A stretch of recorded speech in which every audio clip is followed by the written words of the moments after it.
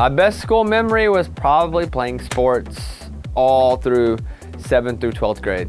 And I got better each year as I went along. I was a small child in 7th grade, and I developed very slowly, but as 11th and 12th grade came along, I was actually a pretty decent athlete, and I think I learned a lot about teamwork, I learned a lot about perseverance, and I learned a lot about hard work. So I think that was probably my favorite part of school.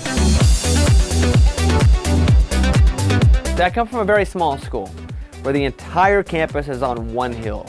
Like from kindergarten through 12th grade, there are 600 kids.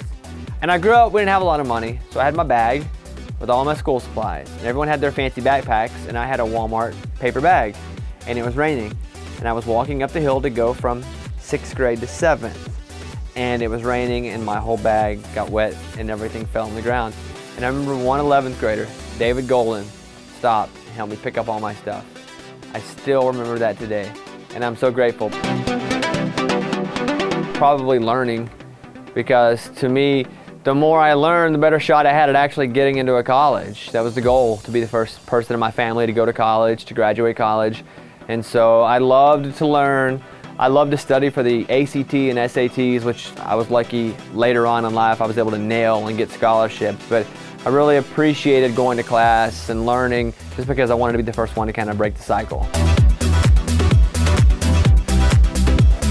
I remember being really young, turning the radio on, and waiting for Tim McGraw, Don't Take the Girl, because I thought that was the deepest song ever. Like, I thought that song was life. And then I remember calling the radio station and begging for Funky Cold Medina by Tone Loc. And I would say, hey, please play it, and I'd have a cassette ready. Have play and record on my tape player, and you hit it at the same time, and you record it onto a blank tape. And I would get so mad if the DJ talked over the first part of the song. So that's what I would do. I would try to make mixtapes. So it was like Tim McGraw, Funky Cold Medina, Ice Ice Baby. So as I'm in school, you have all these different phases in your life musically.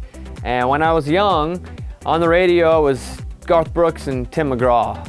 And that's what I listened to all the time. I listened to US 97 and Kissin'. Those are my two radio stations. And then as I got a little older, I went into the 90s grunge phase. Still a little country, but then I was Nirvana and Alice in Chains and Pearl Jam. And then I got into hip hop, and then I got back into country. And then I kind of ended whenever high school was wrapping up with, well, Hootie and the Blowfish and Sheryl Crow. So, you know, I kind of had the whole phase, and now I'm back to country.